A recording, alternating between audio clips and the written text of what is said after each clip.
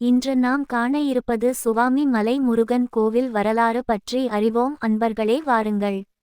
ஓம் முருகா என்று சொல்லுங்கள், அவன் அருள் பெறுங்கள். சுவாமிமலை முருகன் கோயில், சுவாமிமலாய் முருகன் டெம்பிள் என்பது தமிழ்நாட்டில் உள்ள முருகனின் அறுபடை வீடுகளில் ஒன்று ஆகும்.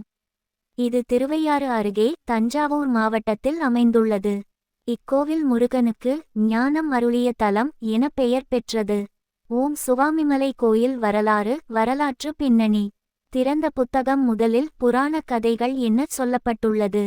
ஸ்ரீமுருகன் தனது தந்தையான பரமசிவனுக்கே ஞானம் அளித்த தலம் என்றும், திரிபுராசுர வதம் செய்த சிவபெருமான் அதற்கு பயன்பட்ட பிரணவ மந்திரத்தின் ஓம் அர்த்தம் என்னவென்று தெரிய குமரனிடம் முருகன் கேட்கிறார் என்றும், முருகன் தன் தந்தையான சிவபெருமானை மாணவனாக கொண்டு ஒரு மேடை சிறிய மலை மீது ஏறி ஓம் மந்திரத்தின் உண்மையான பொருளை கூற சிவபெருமான் கேட்டார்.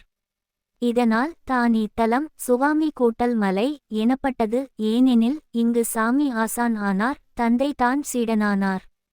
இடம் சுவாமிமலை தஞ்சாவூரில் திருவையாறு நதிக்கரையில் அமைந்திருக்கிறது. சுவாமிநாத சுவாமி முருகன் அவர் தனியே இங்கு வணங்கப்படுகிறார். வள்ளி தெய்வானை இல்லாமல். வலது கையில் வேல், இடது கையில் அணில் கொண்டு இருக்கிறார். ரயில் தடம். கோவில் கட்டிட அமைப்பு.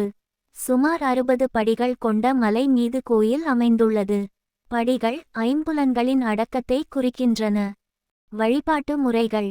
சுவாமிமலைக்கு வரும்போது பக்தர்கள் பால், பழங்கள், மலர்கள் கொண்டு பூஜை செய்கின்றனர்.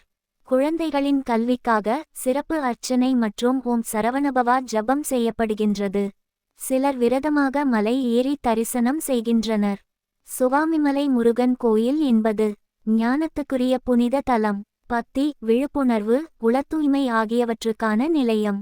தந்தைக்கும் மகனுக்கும் இடையேயான ஆன்மீக உரையாடலின் இடமாக விளங்குகிறது. முக்கிய திருவிழாக்கள். வைகாசி விசாகம் முருகனின் பிறந்த நாள். கந்த சஷ்டி சூரபத்மனை அடக்கிய நாள்.